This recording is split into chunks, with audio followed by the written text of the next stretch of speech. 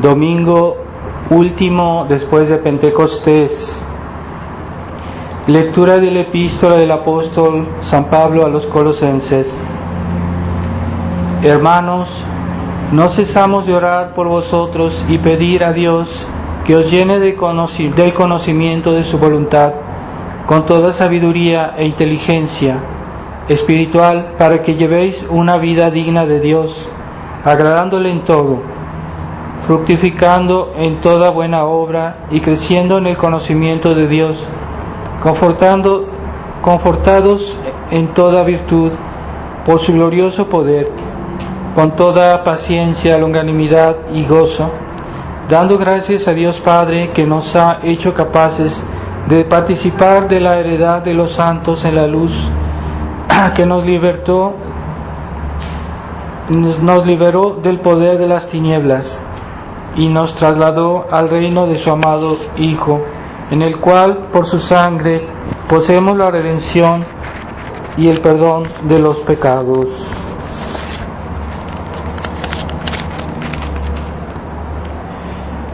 Continuación del Santo Evangelio según San Mateo.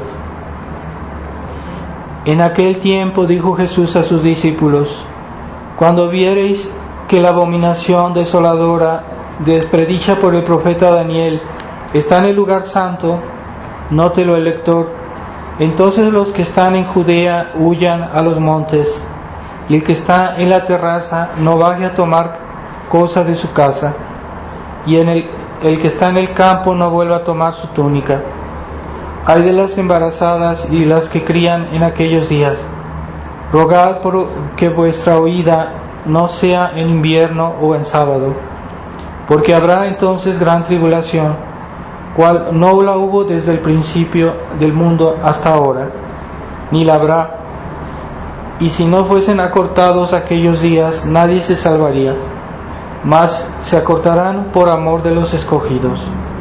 Entonces, si alguno os dijere: mirad, el Cristo está aquí o allí, no lo creáis, porque se levantarán falsos cristos y falsos profetas, y obrarán grandes señales y prodigios, de modo que caigan en el error, si fuera posible, aún los escogidos. Ved que os lo prevengo. Si pues os dijeren: mirad que está en el desierto, no salgáis. Mirad que está en el interior de la casa, no lo creáis. Porque como el relámpago sale del oriente y resplandece hasta el occidente, así será la venida del Hijo del Hombre. Donde quiera que el cuerpo se halle, ahí se juntarán las águilas. Pasada la tribulación de aquellos días, luego el sol se oscurecerá, la luna se apagará, caerán del cielo las estrellas y las columnas del cielo se estremecerán. Y entonces aparecerá en el cielo la señal del Hijo del Hombre, y llorarán todos los pueblos de la tierra, y verán a venir al Hijo del Hombre sobre las nubes del cielo con gran poder y majestad. Enviará a sus ángeles, que a voz de sonora trompeta reunirán a sus escogidos de los cuatro vientos, desde un extremo del cielo hasta el otro. Aprended de la higuera esta semejanza: cuando sus tallos están ya tiernos y brotan las hojas, conocéis que está cerca el verano. Pues así, cuando veréis todo esto, sabed que el Hijo del Hombre está a la puerta. Os aseguro que no pasará esta generación sin que todo esto se cumpla. El cielo y la tierra pasarán, pero mis palabras no pasarán.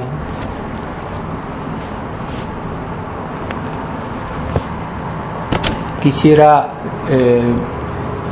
decirle, el domingo próximo tenemos la Santa Misa aquí, y después para Navidad, de una vez lo anuncio, porque para Navidad y Año Nuevo no será la misa el domingo, porque la Navidad cae un lunes, y el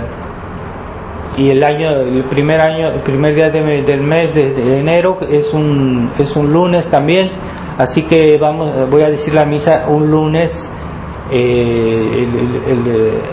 para Navidad y también para Año Nuevo.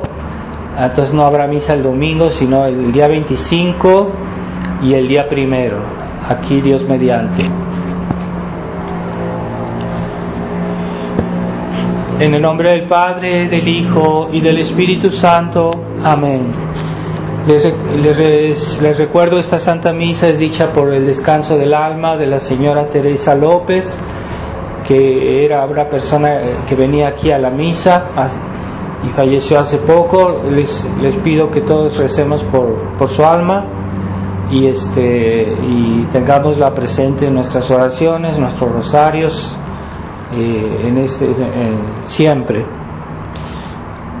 Hemos oído este Evangelio del fin del mundo, y eso es también, ¿verdad?, que nos viene a la mente el recuerdo de que todo termina, en esta vida todo termina, y así como hemos perdido una persona, esta señora Teresa hace poco aquí, pues para todos nosotros también llegará el momento, incluso para el mundo llegará un momento que el mundo se termine.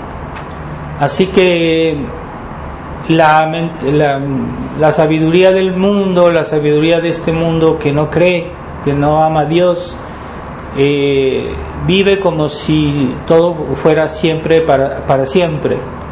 Entonces no ven que esta vida pues tiene límites, y que incluso el mundo tiene límites, y que lo que estamos viviendo actualmente pues es la oportunidad que Dios nos da para portarnos bien, para hacer méritos, y que esto no durará siempre, y que esta vida tiene consecuencias para la eternidad, porque los actos que hacemos en esta vida, que a mucha gente los ve como cosas que son sin importancia y que dejan pasar la vida, dejan pasar el tiempo como si no tuviera importancia, y que pasan su vida perdiendo el tiempo, pues esta vida todo tiene importancia, porque es con la medida que nos habremos portado en esta vida, así será nuestra eternidad. Entonces, si en esta vida habremos vivido en el pecado mortal todo el tiempo, y que moramos en pecado mortal, pues así será nuestra eternidad, es el castigo del infierno. Pero las personas que en esta vida hayan vivido con fe, con amor a Dios, que hayan hecho buenas obras, entonces no solo se salvarán, sino que también la medida de su cielo, la medida de su felicidad, la grandeza de su recompensa será mayor, y no será por un momento, sino por toda la eternidad. Es por eso que esta vida es tan importante, y que todo lo que hacemos en esta vida es muy importante. Por eso es necesario la fidelidad a cada momento, a todas las gracias de Dios. En un sermón anterior les había hablado de las gracias que Dios da. Pues está la gracia santificante, en la cual debemos vivir siempre. Después están las gracias actuales, que son esas gracias que Dios nos da en cada momento, según nuestras obligaciones, nuestras necesidades, gracias espirituales. Después están las gracias providenciales, que son todas esas circunstancias de nuestra vida, que son como oportunidades para hacer el bien, para portarse bien, para merecer. Y todas esas gracias juntas si las aceptamos, si las seguimos, si las hacemos bien, pues de ahí depende la recompensa del cielo, ¿verdad? Entonces no hay que jugar con la gracia, ¿verdad? Hay que con todas esas gracias de Dios. Entonces a veces son circunstancias de nuestra vida que son como oportunidades que Dios nos da para hacer el bien, y hay personas que siempre las dejan ir porque no ven el interés, ¿verdad? No ven el interés de hacer el bien al prójimo, no ven el interés de, por ejemplo, en nuestra época, de promover la tradición, de ayudar a los sacerdotes que están defendiendo la tradición.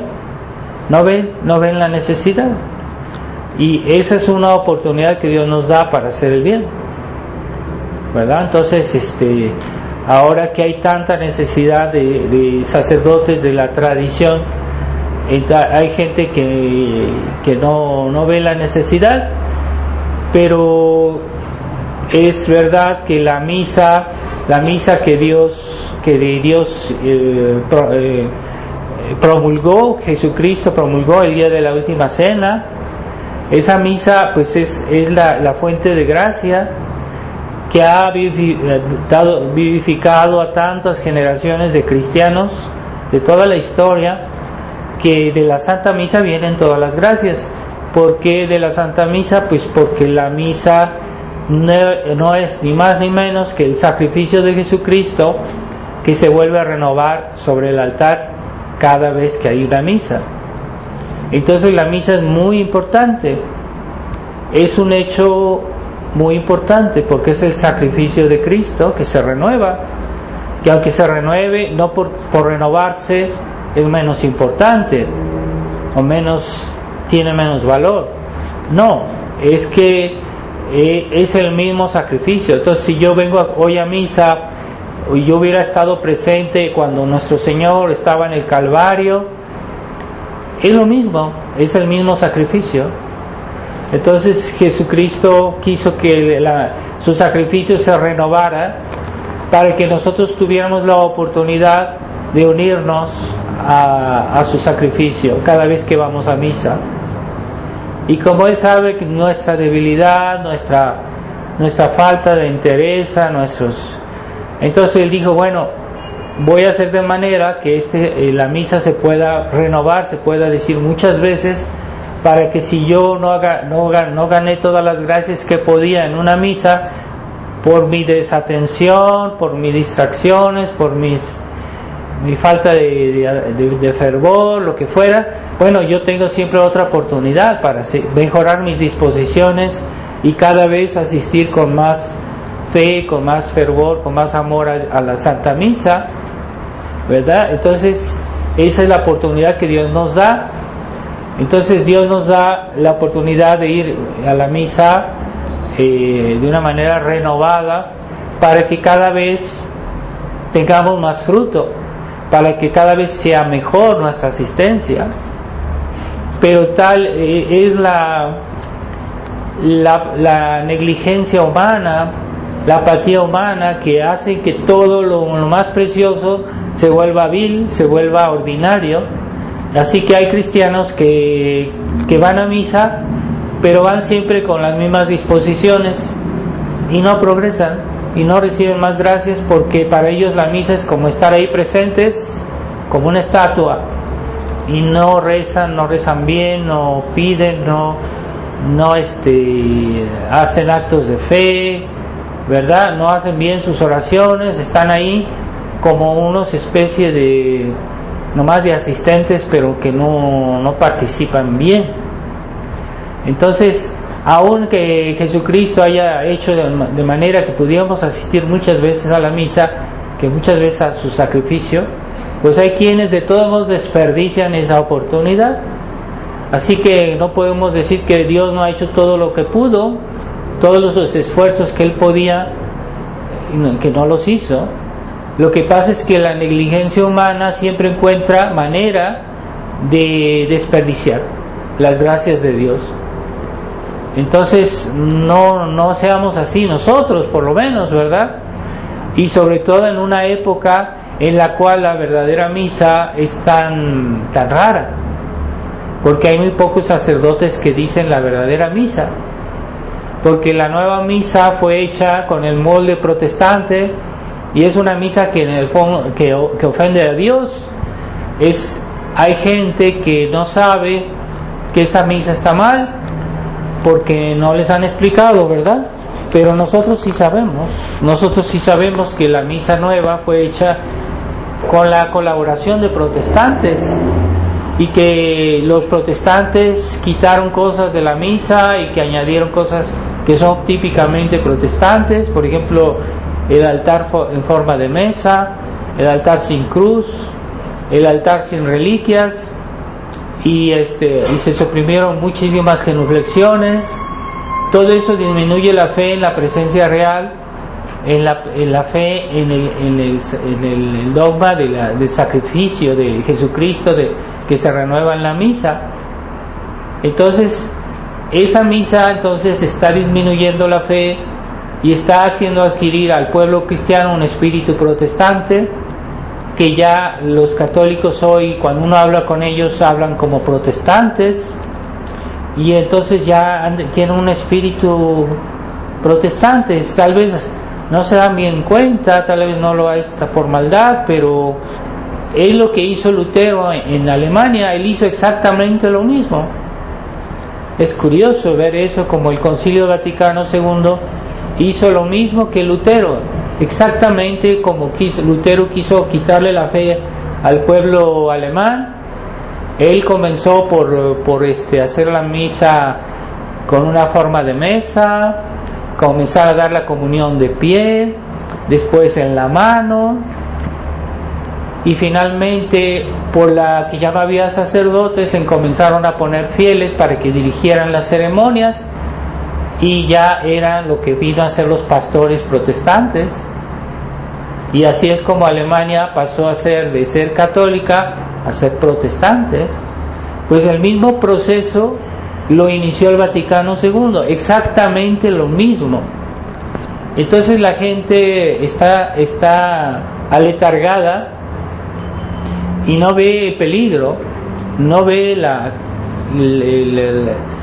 a qué punto se está haciendo daño a las almas. Entonces debemos reaccionar y conservar esta misa, promover esta misa. Pero nuestro Señor dice en el Evangelio de hoy que al fin del mundo que será tal la crisis que habrá, que si se prolongaría mucho nadie se salvaría.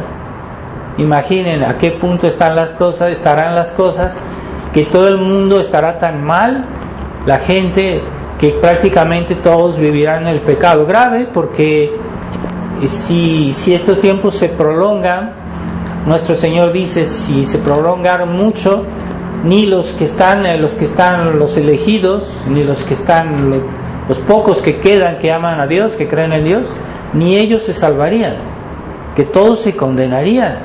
Es lo que está diciendo nuestro Señor, ¿no? Lo acabamos de oír. Y a tal punto será la magnitud de la crisis en ese momento. Entonces hoy estamos acercándonos a ese momento. ¿Cuántas personas de hoy que vemos en la calle viven en estado de gracia y cuántas no? Es el misterio de Dios, pero no sabemos, no podemos juzgar las conciencias, pero sí sabemos que mucha gente se está perdiendo, muchísima, porque como dijo Nuestra Señora en Fátima, que sí, que había multitud de personas que se perdían. Entonces esto tiende a agravarse, porque el mundo es como una caída, ¿no? Cuando no se pone obstáculo, algo que va cayendo, pues sigue cayendo. Entonces la Virgen de Fátima nos dijo que dijéramos el rosario, que hiciéramos reparación, que hiciéramos los 5 sábados de reparación, que aunque no tengamos la comunión o la confesión, lo podemos hacer una confesión de una comunión espiritual, así que aquellas personas que no tienen misa en su ciudad pueden por lo menos hacer los sábados, los 5 sábados, y renovarlos por el bien de otras almas. Y entonces esos son los remedios que la Virgen nos dijo para parar esta crisis, para parar este desastre que estamos viendo, pero no ha sido escuchada, porque ni por los fieles, ni por el clero, porque casi nadie ha difundido esta devoción y casi nadie la ha practicado.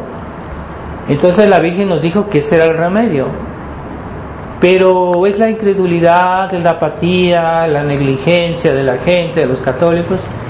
Y uno se pone a preguntarles, ¿tú has hecho tus primeros sábados? Es que no he tenido tiempo, es que esto, es que aquello, ¿verdad? Pero en definitiva no han escuchado el llamado de la Virgen. Pero la Virgen dijo, la solución, y ya no habrá otra, es la recitación del rosario y la devoción a mi corazón inmaculado. Y ¿quién ha escuchado a la Virgen? Entonces, por eso eran los obstáculos para que esta caída que hay en el mundo se detuviera. Eso eran los obstáculos que la Virgen quería poner para que las cosas no se sigan degradando. Entonces, si vemos que el mundo está tan mal, pues es porque primero los católicos no han hecho caso a la Virgen, no han hecho esfuerzos como la Virgen pedía, de convertirse, de rezar, de hacer los primeros sábados, de decir el rosario. Es lo que la Virgen pidió. Esos son los obstáculos. También había otra condición que la Virgen dejó, que era que el Papa le consagrara a Rusia el corazón inmaculado de María, pero no los papas modernistas no han querido consagrar Rusia el corazón inmaculado de María, y la Virgen prometió que si se hacía esa consagración, Rusia se convertiría y habría paz. Entonces, la falta de fe, incluso en el clero, que ha habido, que estos sacerdotes, estos papas modernistas posteriores al Vaticano II, pues no han querido hacer esta consagración, y la han hecho, pero no han cumplido las condiciones que la Virgen dio. Y la Lucía de Fátima explicaba muy bien las condiciones, que debía ser tal cual la Virgen lo pidió, que si no se hacía como la Virgen lo pidió, no cumplía las condiciones y no sería escuchada. Entonces, esa consagración debería ser de Rusia en primer lugar, porque hubo una consagración hecha de todo el género humano, pero no, la Virgen pidió de Rusia especialmente. Entonces, esas consagraciones, incluso la que hizo últimamente el Papa Francisco, no cumplía las condiciones de la Virgen, y además hacía referencia a cosas malas, a cosas que ofendían a Nuestra Señora, a cosas haciendo referencia como a la Pachamama, que es una cuestión blasfema. Entonces, todo eso, en lugar de ser una reparación, pues es una agravación de la deuda, ¿verdad?, que el mundo tiene con Dios.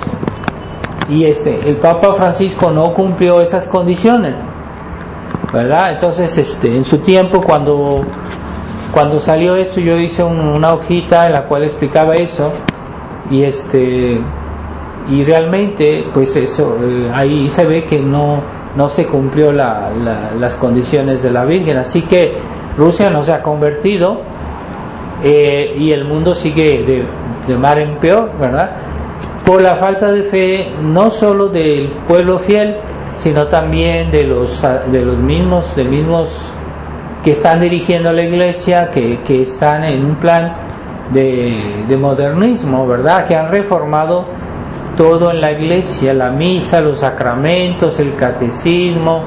No hay nada que no hayan trastornado, pero es la enseñanza modernista.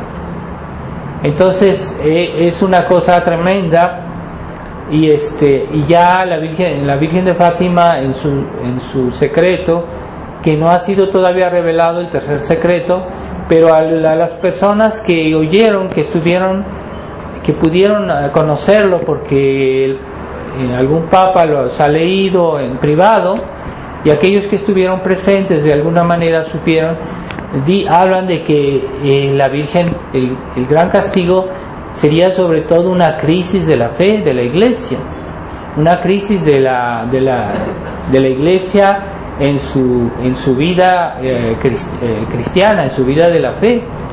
Entonces, ciertamente la Virgen habla de un gran castigo, una gran guerra, que vendrá, yo pienso vendrá, pero lo principal del castigo es la crisis de la Iglesia, y que tengamos hoy sentado en la sede de Pedro a un modernista, que no sabemos que si es masón, porque toda su actitud, todas sus enseñanzas es la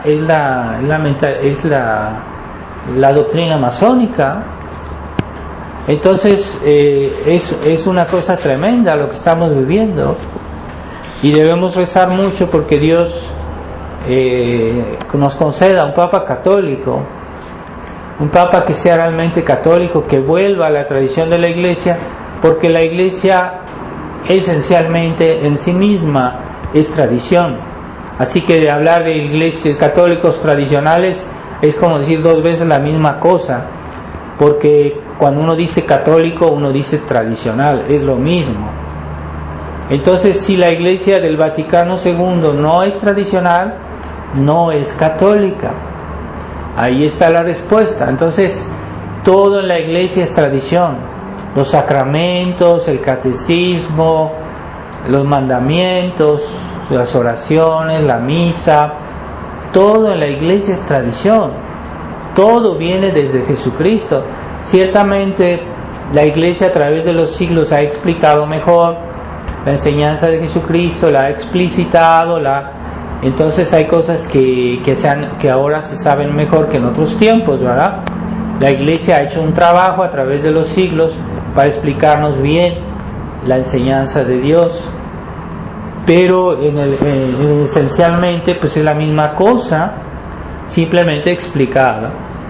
Entonces esa es la tradición sigue, y la Iglesia es tradición. Entonces cuando dicen católicos tradicionalistas, pues es una manera de ridiculizar lo que es normal. O sea, si yo soy católico, yo soy tradicional, forzosamente. Y si yo soy católico y no soy tradicional, pues no soy católico, así, sencillo. Entonces hoy se ha pervertido el sentido de lo que es ser católico. Para muchos decir, es que tú estás con el Papa, entonces eres católico. Es que tú vas a las iglesias católicas, si tú eres católico.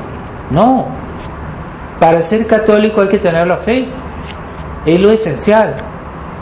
Para ser católico hay que tener la fe de la Iglesia, claro, la Iglesia católica, la fe que siempre tuvo, la misma fe, la fe que no cambia, la fe que enseñaron todos los padres de la Iglesia, todos los santos, todos los concilios, todos los papas, hasta excepción hecha de los últimos papas que vienen desde este concilio, pero antes todos pensaban lo mismo y todos creían lo mismo. Esa fe es la fe de la Iglesia.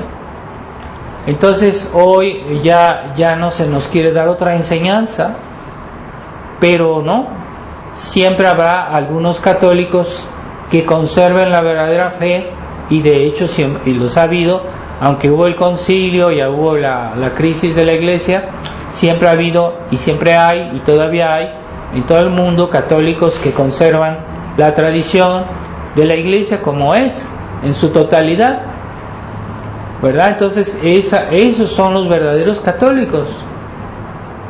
Entonces que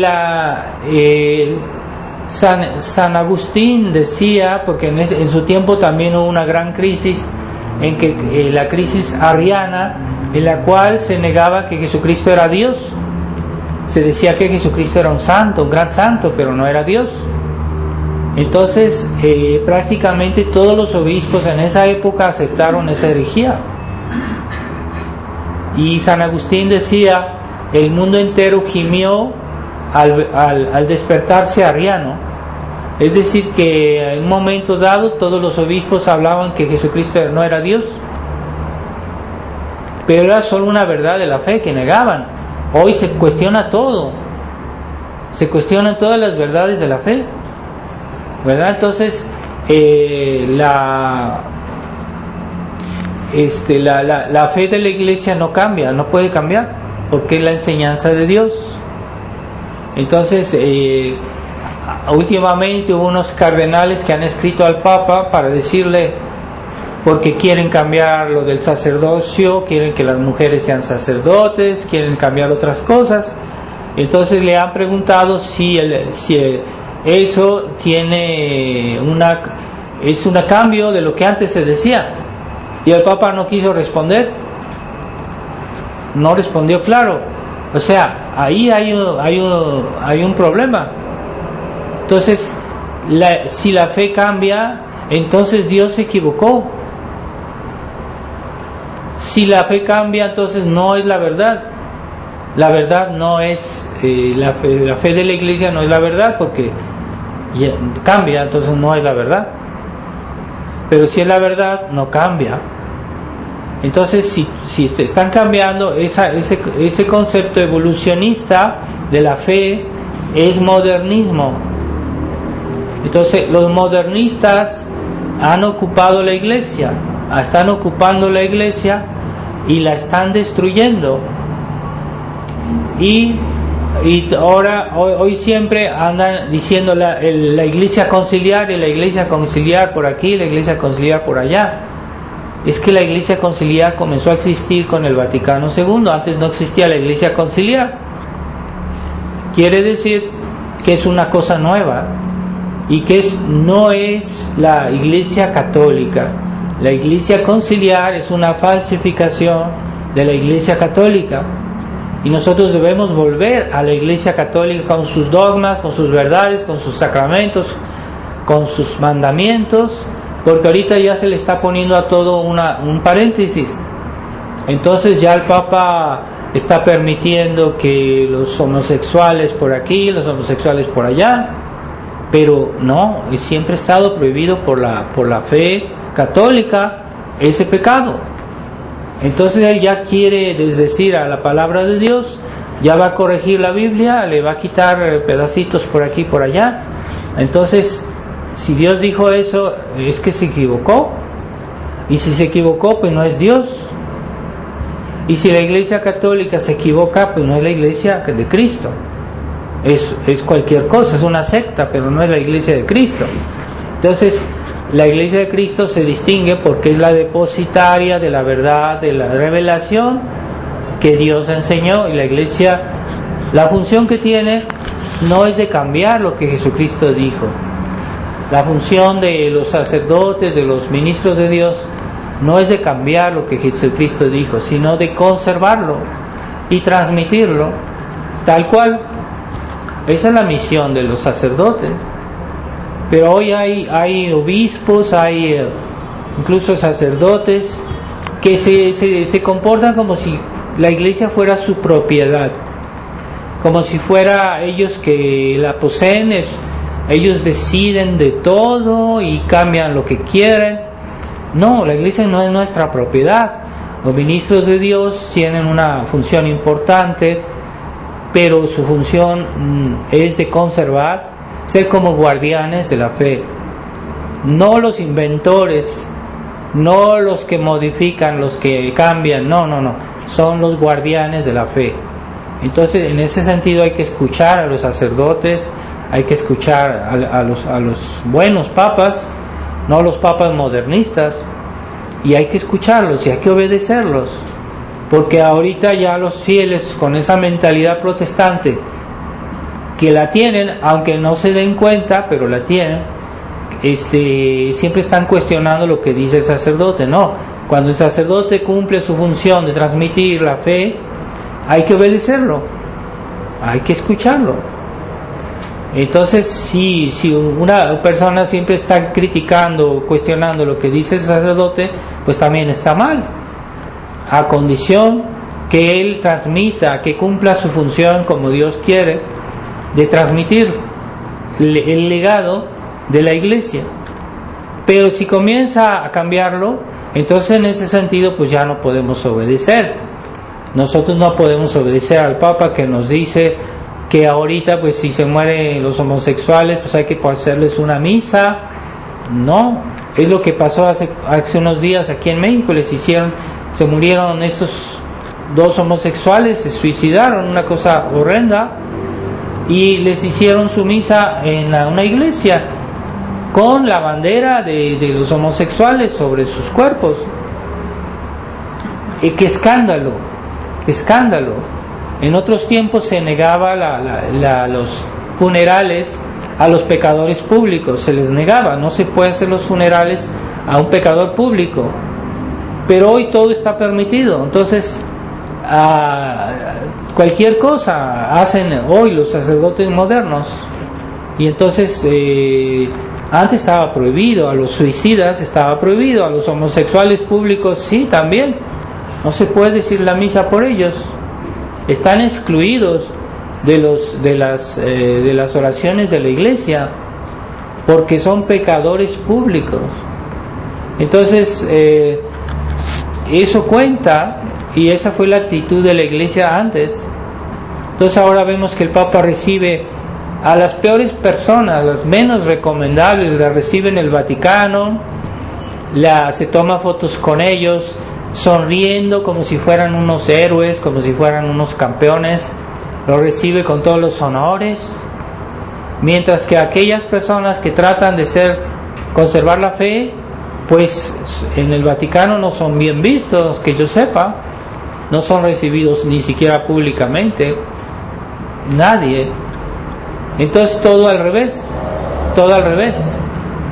Entonces es lo que Jesucristo profetizó, que al fin del mundo, si esto Dios no hace algo, ni los elegidos se salvarían. Así que quiere decir que estamos expuestos a una situación, a una presión social, a una situación en el mundo que nos puede hacer flaquear, que nos puede hacer, también la Escritura se dice, porque la abundancia de la iniquidad hará que los que se enfríe la caridad de los que tienen la fe. Entonces nosotros queremos conservar la fe, queremos conservar la caridad, pero cuidado, este ambiente que hay en el mundo hoy nos puede hacer que nos enfriemos en la caridad, que nos enfriemos en el fervor, que nos enfriemos en la fe, aún no la perdamos, pero nos enfriamos.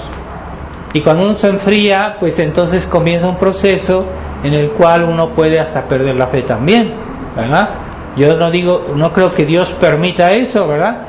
Pero estamos expuestos a una presión social en la cual ahorita la gente no cree, ahorita la gente, aunque diga que es católica, se comporta como atea, no reza, no hace buenas obras, viven en el pecado mortal constante. Es el fenómeno típico del católico liberal, que es un católico que no quiere luchar y que le gusta el diálogo y que le gusta no tener problemas con los demás, que no crear divisiones. Es una persona que quiere estar bien con todos, que no le gusta que critiquen a los demás.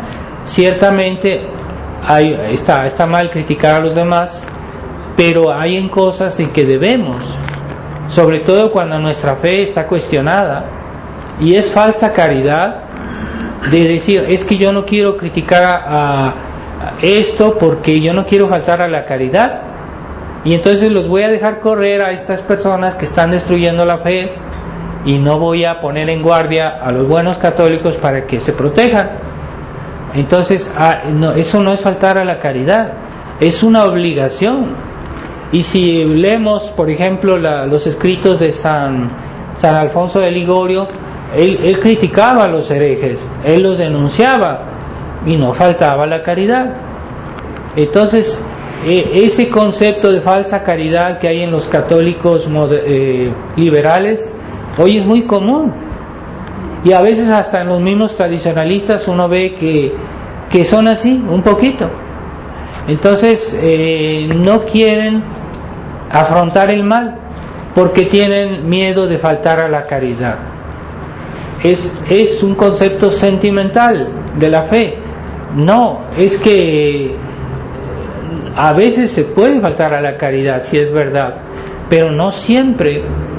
Entonces se hace una regla absoluta, de que nunca hay que hablar mal, de que nunca hay que criticar. No es absoluto, hay cosas en que sí hay que criticar, ¿verdad?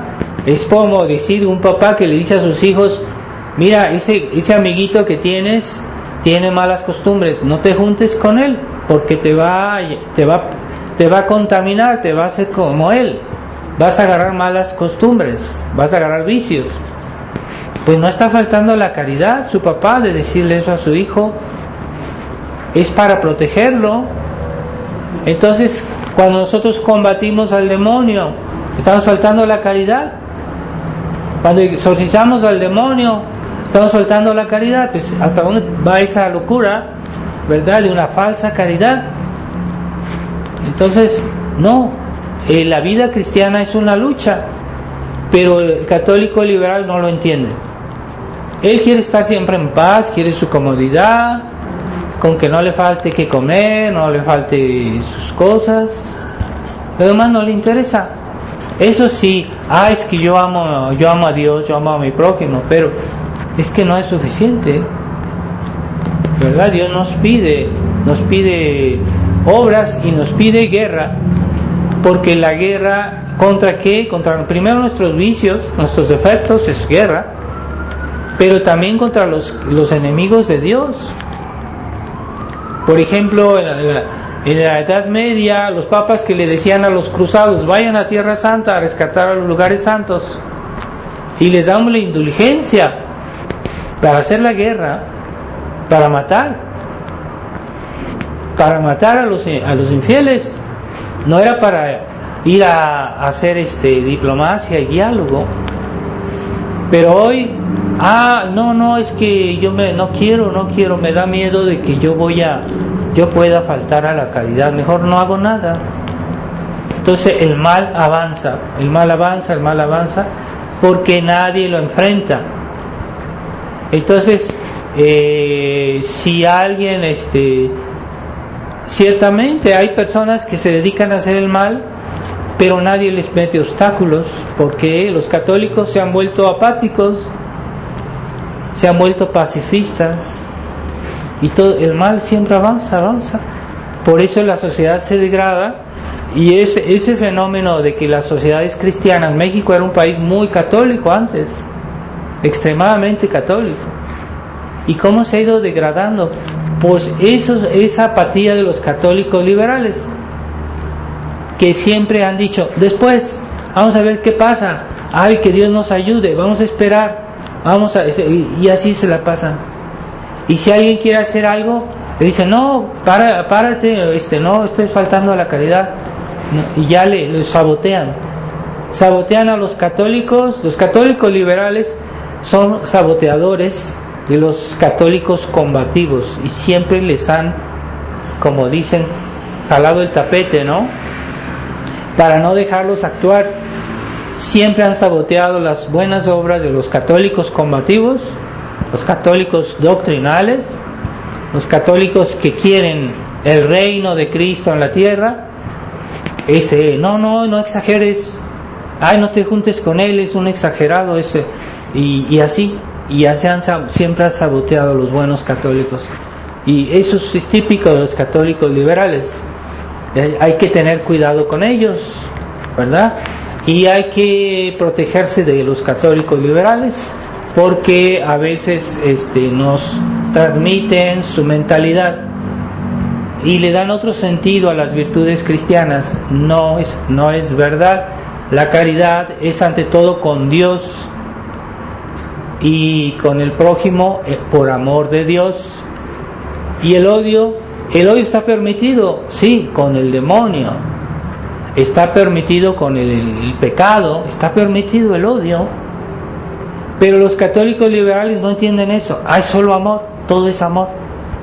No, la Virgen María odia al demonio, odia a la serpiente, por eso le aplasta la cabeza.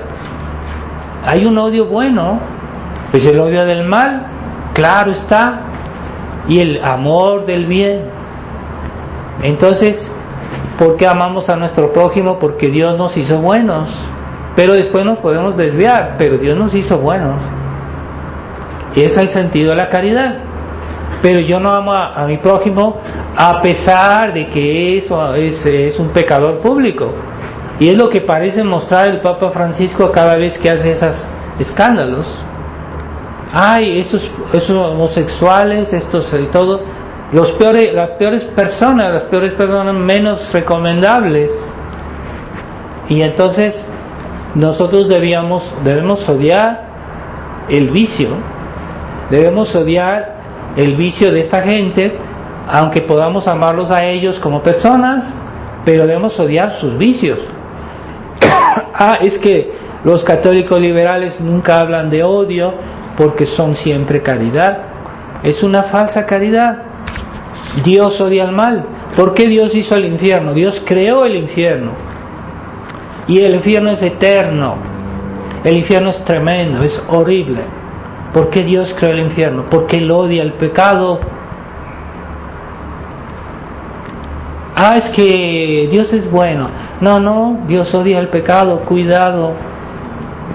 Es justicia. Y la justicia es bondad. La justicia es el amor del bien que quiere reparar el mal que se le ha hecho al bien. Cuando nosotros vemos que alguien abusa de una persona, nos indignamos.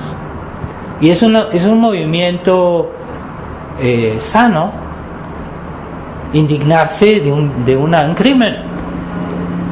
Pero los católicos liberales no se indignan de nada y pasa lo peor de lo peor y no dicen nada. Vamos a esperar que Dios haga algo. No, yo no puedo comprometerme, yo no puedo actuar. Que otros hagan eso, yo no es. Entonces todo pasa, todo sigue y así estamos. Esa mentalidad que hoy está generalizada, por lo cual debemos tener cuidado con la gente que conocemos, porque todos piensan así.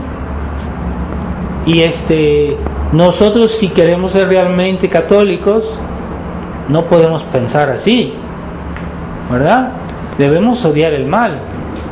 Ahorita todos dicen, no, es que yo soy tolerante.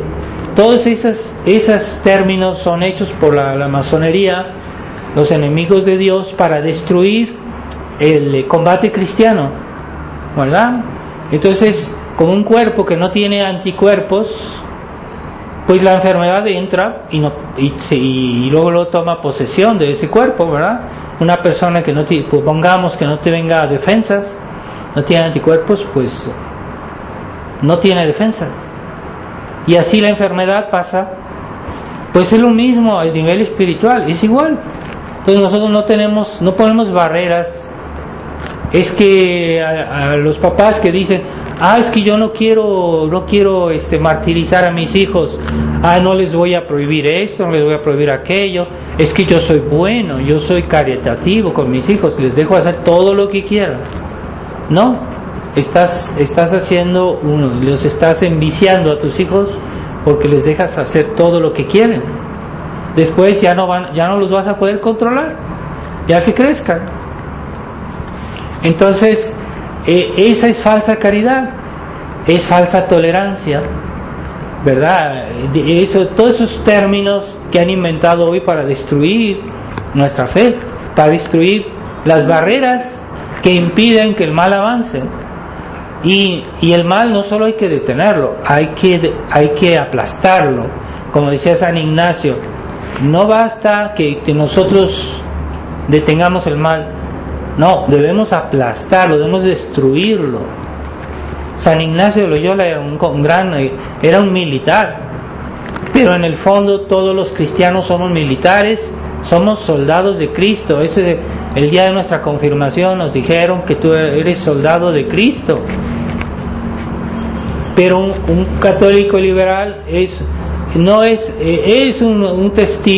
especie de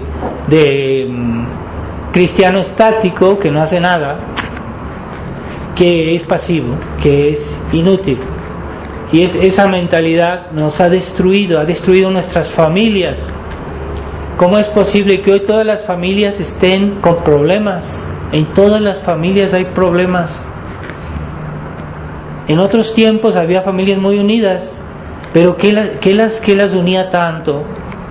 Y estaban realmente unidos, no había tanta división, pues porque eran más cristianas y que tenían un sentido del bien y del mal. Pero hoy no, hoy ya la gente no tiene sentido del bien y el mal. Los católicos tienen un sentido del bien muy general, así como hay que ser buenos, ¿verdad? No se diferencia mucho de la bondad masónica, la bondad naturalista, no se diferencia mucho, pero no es la bondad primero de Dios, la bondad de la gracia, la bondad de la fe, de las virtudes cristianas. Esa es la verdadera bondad. Entonces, es que esta persona se va a ir al cielo porque es buena gente, así se va a ir al cielo. Así hablan hoy.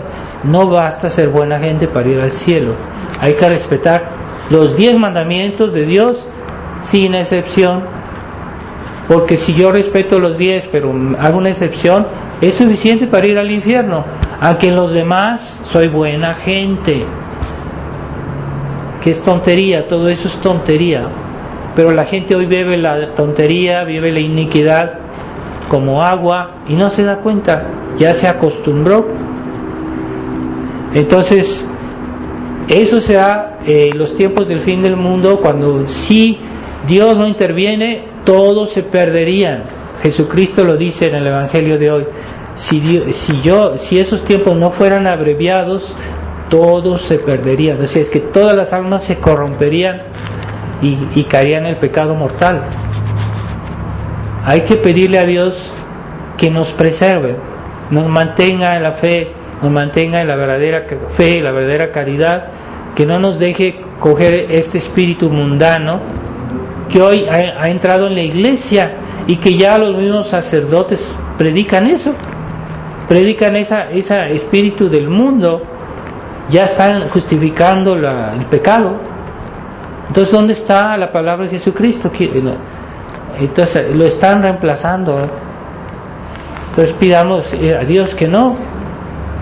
También hay otra forma de corrupción de la fe, es por la imprudencia de los hechos. Por ejemplo, si yo hago actos que comprometen mi fe y que me hacen que yo no la pueda practicar como debe ser, y es un compromiso práctico, ¿verdad? Entonces yo ahí puedo hacer un pecado también, porque estoy haciendo una imprudencia, y entonces no puedo pactizar con los enemigos de Dios. Y si yo hago un compromiso con ellos, pues me estoy exponiendo, ¿verdad? Entonces no podemos tener como amigos a aquellos que son enemigos de Dios. No podemos. San Pablo hablaba de eso, con esos no debemos ni comer con ellos. Así lo dice San Pablo. Entonces, cuando empezamos a hacer esas amistades con el mal, con los malos, diciendo, es que yo no estoy de acuerdo con lo que ellos dicen, pero yo simplemente quiero hablar con ellos, soy amigo, etcétera. No, es que también eso es compromiso, ¿verdad? Entonces, la actitud que ha tomado la Fraternidad San Pío X, que fue fundada por Monseñor Lefebvre para defender la fe, bien, ya está cambiando, ya no es esa actitud tan clara, tan radical como antes. Y ya estuve viendo en estos días el sitio en internet de la fraternidad, y hablan de cosas muy extrañas. Dicen, en el Vaticano, en Roma, han cambiado el sistema de sonido en la Basílica del Vaticano.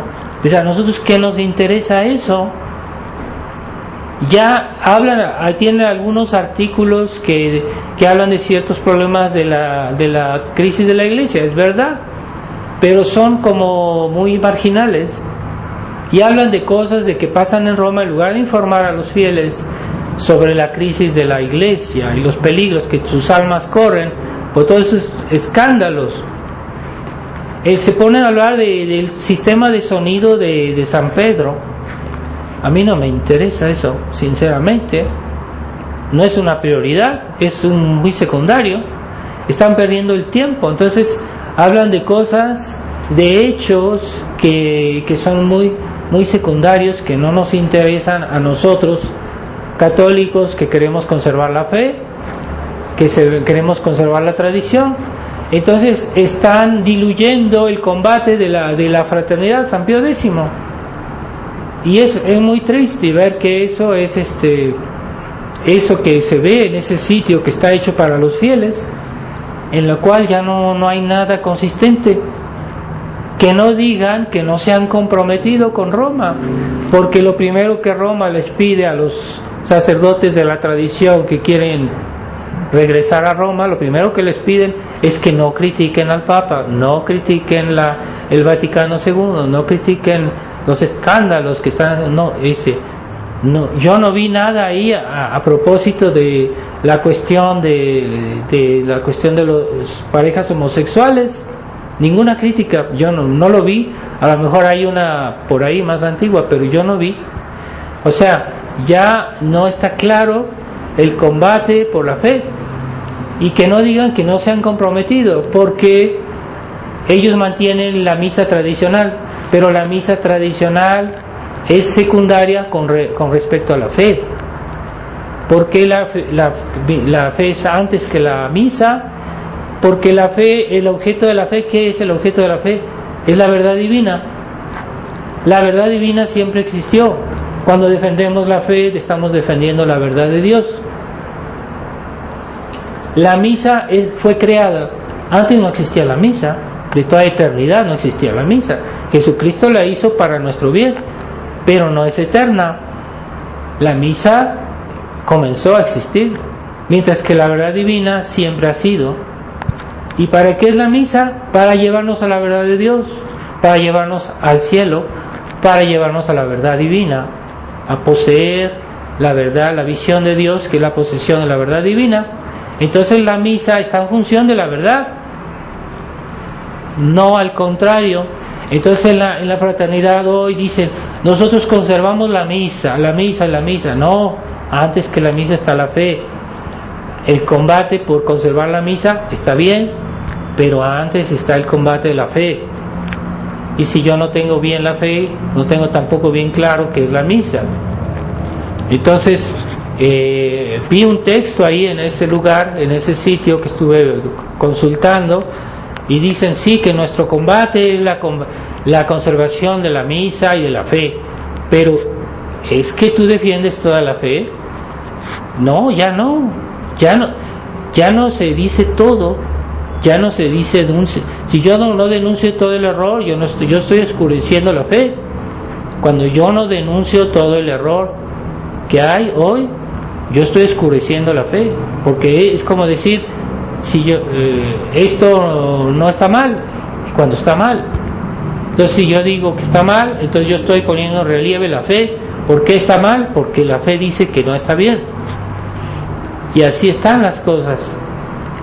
Entonces es muy escandaloso, muy triste ver cómo en la fraternidad ya se ha puesto una cuestión folclórica, la tradición, una bonita misa, bonitos cantos, es folclore.